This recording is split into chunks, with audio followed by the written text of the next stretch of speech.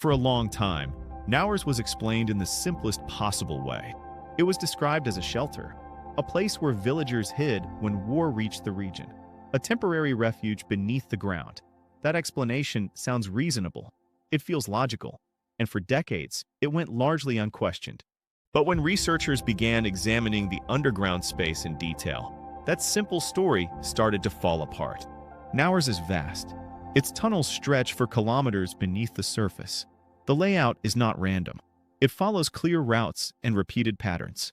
Rooms are organized. Passageways are measured. The walls show careful planning, not hurried excavation.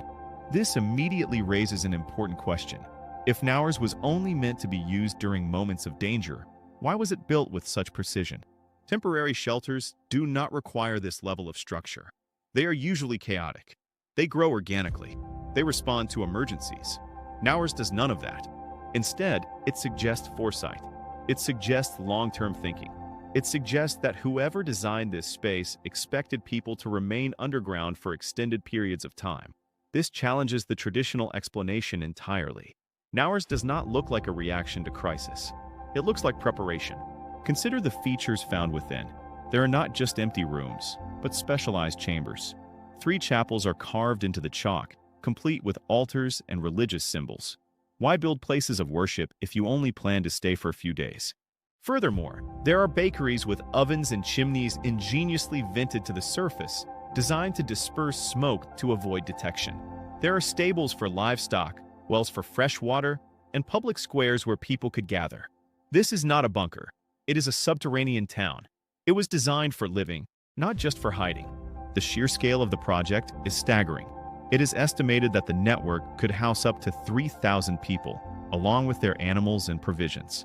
Excavating such a complex from solid chalk would have been a monumental undertaking, requiring years, if not generations, of coordinated labor. This was not a weekend project spurred by the sudden approach of an army. It was a multi-generational investment. So, if not just a temporary shelter, what was it? One theory is that Naours was a permanent or semi-permanent residence for a community that chose to live outside the conventional feudal system. By existing underground, they could maintain a degree of autonomy, hidden from the eyes of lords and tax collectors.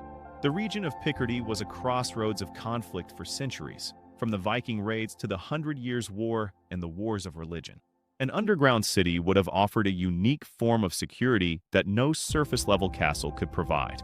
It was a world unto itself, operating by its own rules, sustained by its own resources. The people of Naours were not just hiding from war, they were hiding from the world. They built a society in the dark, a testament to human ingenuity and the profound desire for independence.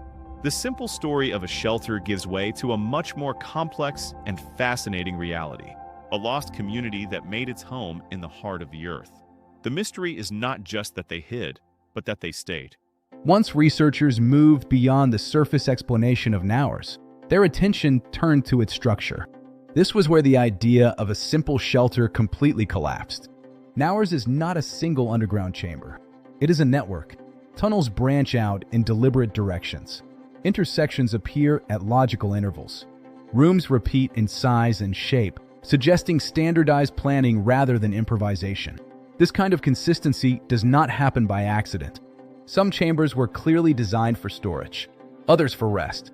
Some appear to have served communal purposes, where larger groups could gather safely underground.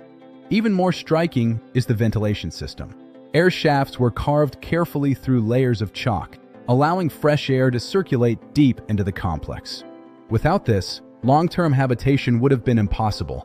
Structural stability was also considered. The ceilings follow natural stress lines in the rock. Load-bearing pillars were left intact. This reduced the risk of collapse over time. Every engineering choice points toward one conclusion. The builders expected this place to be used extensively. You do not invest this level of effort underground unless you are planning for continuity. Naours required coordination, labor, time, knowledge of geology. This was not the work of frightened villagers digging in desperation. It was the work of planners who understood exactly what they were creating. The organization of the space tells a story of its own. The main galleries act as arteries, wide and direct, connecting key areas of the subterranean city. Branching from these are smaller, more intimate passageways leading to what appear to be residential quarters.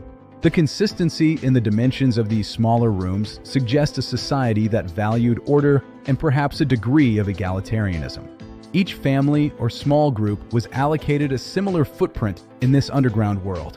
This wasn't just about shelter, it was about creating a functional social environment. The so-called public squares, larger open areas at the intersection of major tunnels, would have been vital. In a world without sunlight, these spaces would have been the heart of the community, places for trade, social interaction, and governance, all conducted by the dim glow of oil lamps. The 3 chapels discovered within the complex are particularly revealing. Carving a place of worship is not an act of panic. It is an act of community building, a declaration that this is a place where life, in all its spiritual and social dimensions, will continue. The builders were not just surviving. They were living, and they intended to maintain their cultural and religious practices far from the surface world. Furthermore, the engineering of the bakeries and their chimneys shows a remarkable sophistication. The vents were designed to disperse smoke over a wide area on the surface, making it difficult to pinpoint the source. This is the logic of concealment, of a people who intended to remain undetected for long periods. They were not just hiding from a passing army. They were hiding from the entire power structure of the medieval world. Every detail, from the width of a corridor to the angle of an air shaft, reinforces this new interpretation. Naours was not a temporary hideout. It was a meticulously planned, self-sustaining city built to endure. The people who constructed it were not simply reacting to danger. They were proactively building an alternative way of life, a permanent society hidden from the turmoil of their time. The evidence is carved into the very rock beneath our feet. With the structure of Naours understood, a different question naturally follows. How was this space actually used? The layout alone suggests long-term occupation, but the details confirm it. Living underground changes daily life. Light becomes limited. Sound behaves differently. Time itself feels altered. At Naours, people adapted.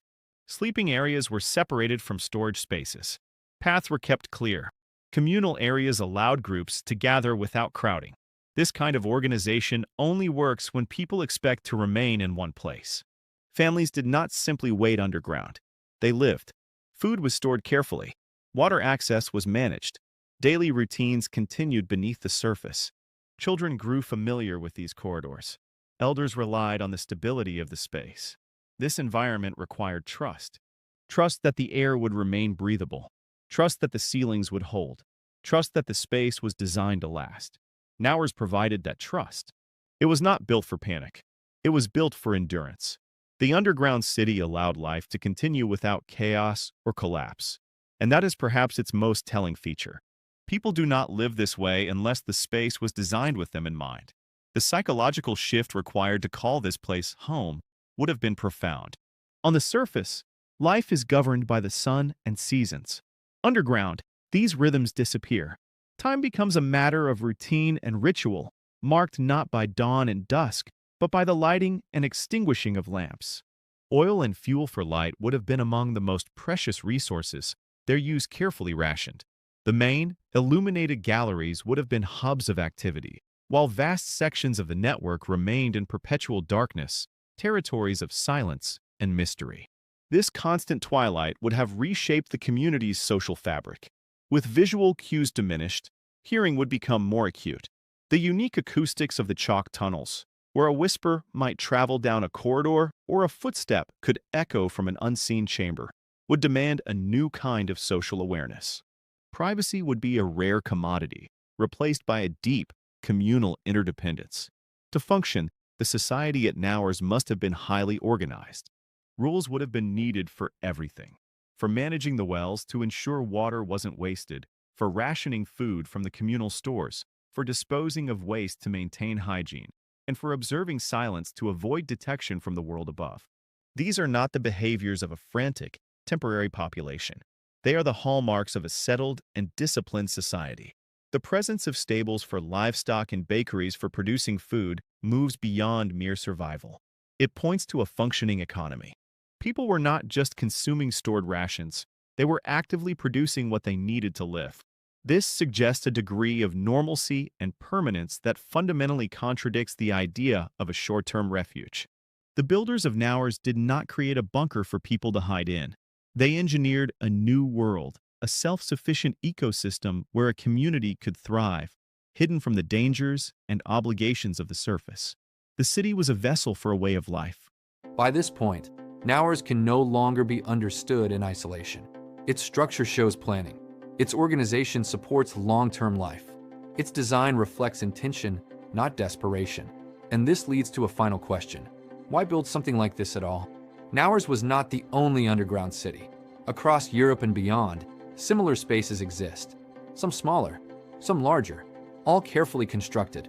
From the sprawling subterranean complexes of Cappadocia in modern-day Turkey to other, less famous sites in France and Italy, a pattern emerges. Many are separated by geography and centuries, yet they share the same fundamental logic. Hidden, protected, prepared. This suggests that Naours was part of a broader human strategy, not a single response to a local danger, but a shared solution to a recurring problem. The builders may not have known each other.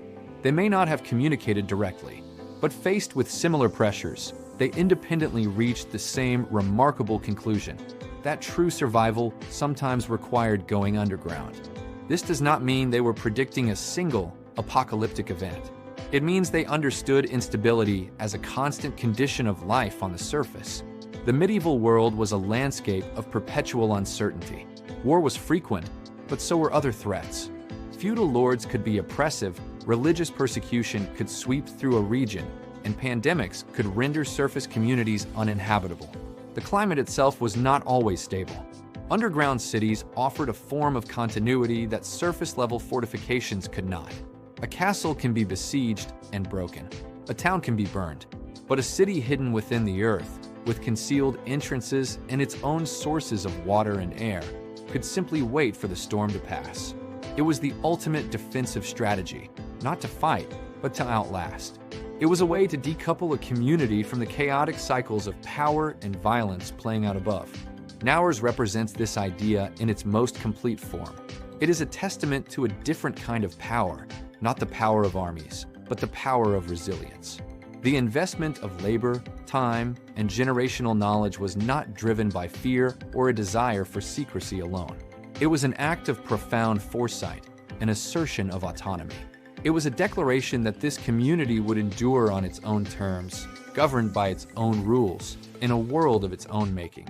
And once you see it this way, Naours stops being a historical curiosity. It becomes part of a system, a quiet, disconnected network of preparation, hidden beneath centuries of soil and stone. These spaces are a silent counter-narrative to the history written by kings and conquerors. They tell a story not of battles won, but of crises survived. They remind us that for much of human history, the most effective strategy was not to build higher walls, but to disappear entirely, preserving a way of life in the quiet dark.